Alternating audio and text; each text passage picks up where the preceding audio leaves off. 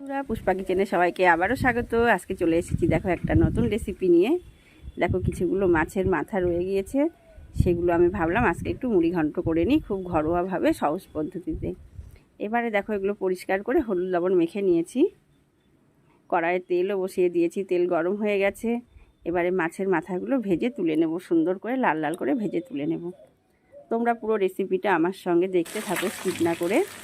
ভালো লাগলে অবশ্যই কমেন্ট করো, লাইক করো, শেয়ার করো পাশে থেকে। এবার দেখো মাছের মাথাগুলো সুন্দর করে ভেজে তুলে নিয়েছি লাল লাল করে।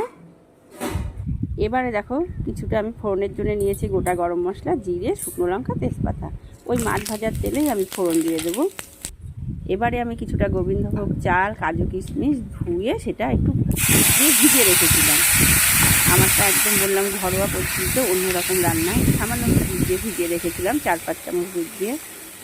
এবারে দেখো চালটাকে খুব সুন্দর করে নেড়ে চেড়ে ভেজে নিচ্ছি।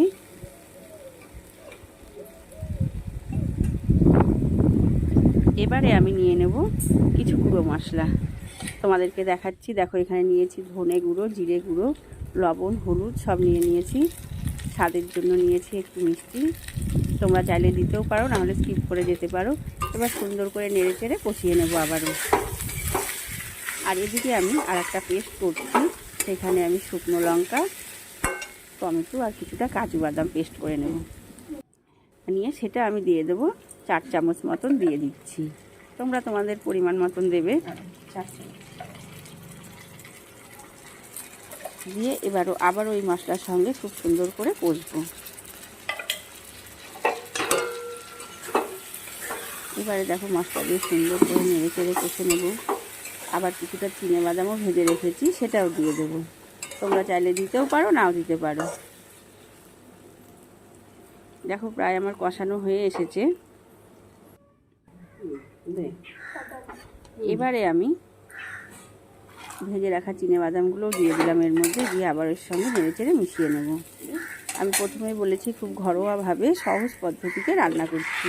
এবারে ভেজে রাখা মাছগুলো এর মধ্যে দিয়ে দিলাম, দিয়ে নেড়ে চেড়ে কিছু পরিমাণ জল দিয়ে দেবো। জলটা অবশ্যই গরম জল জন্য হয়, আমি গরম জলই সব রান্নাতে ব্যবহার করি। দেখো সুন্দর করে নেড়ে চেড়ে নিলাম, নিয়ে এবারে দিয়ে দেবো জল পরিমাণ মতন, দিয়ে চাপা দিয়ে দেবো কিছু সময়ের জন্য, 5 থেকে 10 মিনিটের জন্য। তারপরে তোমাদেরকে আবার ঢাকনা তুলে তোমাদের দেখাচ্ছি মিনিট 5 পরে। খুব সহজভাবে খুব তাড়াতাড়ি এই রান্নাটা হয়।